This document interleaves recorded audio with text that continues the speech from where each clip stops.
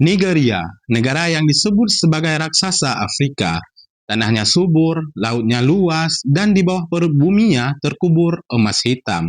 Minyak bumi yang melimpah, semuanya terdengar seperti berkah.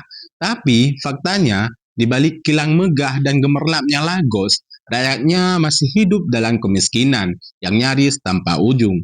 Minyak yang seharusnya jadi berkat, berubah menjadi kutukan. Nah bro, sebelum kita lanjut lebih dalam, jangan lupa subscribe channel ini agar gak ketinggalan cerita-cerita kelam dan tersembunyi dari berbagai penjuru dunia. Skuy, 1956, tahun ketika minyak pertama kali ditemukan di Olebiri. Saat itu, rakyat Nigeria penuh harapan. Mereka percaya negeri ini akan menjadi salah satu negara terkaya di dunia. Namun, kenyataan berjalan ke arah sebaliknya. Perusahaan asing seperti Shell, Chevron, dan Agip datang membawa teknologi, tapi juga keserakahan. Kontrak kerjasama dibuat dengan pemerintahan kolonial Inggris, dan dari situ semuanya mulai rusak. Rakyat Nigeria tidak pernah punya kendali atas kekayaan alamnya sendiri.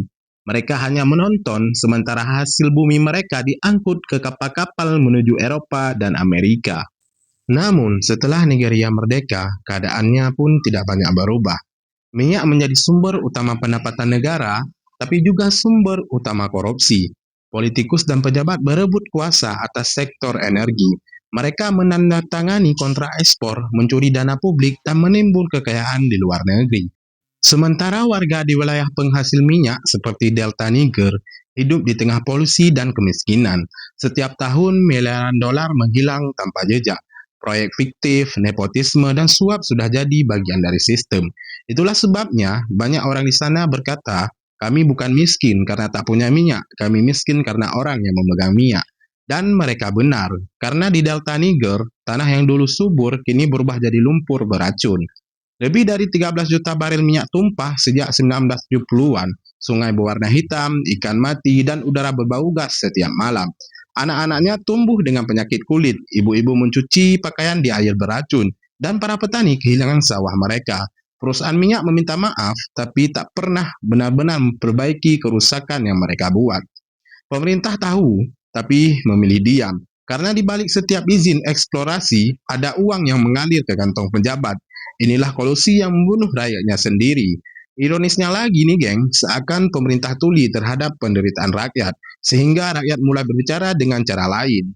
Akhir 1990-an, muncul kelompok bersenjata bernama MEN. Awalnya, mereka hanya ingin keadilan, ingin tanah mereka kembali, ingin kompensasi atas lingkungan yang hancur. Tapi karena tak pernah didengar, mereka berubah menjadi kelompok bersenjata. Mereka menyerang pipa minyak, menculik pekerja asing, dan meledakkan kapal tanker. Bagi dunia, mereka teroris, tapi bagi sebagian warga Delta Niger, mereka hanyalah rakyat yang sudah kehilangan cara lain untuk bertahan. Dan di saat selatan Nigeria terbakar karena minyak, utara negara ini justru terbakar oleh ideologi. Di wilayah miskin gersang dan terabaikan, lahirlah kelompok bernama Boko Haram, didirikan pada tahun 2002 oleh Muhammad Yusuf. Mereka percaya bahwa pendidikan barat adalah sumber kejahatan. Tapi akar masalah bukan agama, melainkan kemiskinan, pengangguran, dan keputusasaan. Di wilayah utara, banyak anak-anak tumbuh tanpa sekolah, tanpa pekerjaan, dan tanpa harapan. Ketika pemerintah tidak peduli dan dunia menutup mata, kelompok seperti Boko Haram datang menawarkan sesuatu, makna identitas dan uang. Mereka direkrut, diberi senjata, dan dijanjikan surga. Sejak 2009, Boko Haram telah membunuh lebih dari 30.000 jiwa dan membuat lebih dari 2 juta warga mengungsi. Mereka membakar sekolah, menghancurkan desa, dan menculik anak-anak perempuan. Kasus paling terkenal terjadi pada tahun 2014 ketika 276 siswi diculik dari sekolah mereka di Chibok. Dunia beraksi kampanye Bring Back Orgir menggema di seluruh dunia. Tapi sebagian besar dari mereka tak pernah kembali. Pemerintah berjanji menumpas Boko Haram, tapi korupsi membuat janji itu kosong. Namun, di sisi lain, sebagian dana militer diselewengkan, senjata dijual kembali ke pasar gelap, dan pejabat justru bersekongkol dengan para militan. Kini, Boko Haram terpecah menjadi beberapa faksi. Sebagian bahkan bervariasi dengan ISIS, cabang Afrika Barat, dan di tengah semua kekacauan itu, rakyat tetap jadi korban. Lagi dan lagi, Ironisnya, di atas semua tragedi itu, Nigeria masih disebut sebagai raksasa ekonomi Afrika. Produk minyak 2 juta barel per hari, tapi lebih dari separuh penduduknya hidup miskin. Listrik padam hampir setiap malam, dan air bersih jadi barang mewah di banyak desa. Di Lagos, kota modern yang penuh cahaya, sebagian orang menikmati kehidupan mewah, mobil sport, klub malam, dan apartemen tinggi. Namun, di pendalaman, orang menyalakan lilin bukan karena romantis, tapi karena tak mampu membayar listrik. Di satu sisi, Nigeria punya musisi kelas dunia seperti Burna Boy dan Wizkid.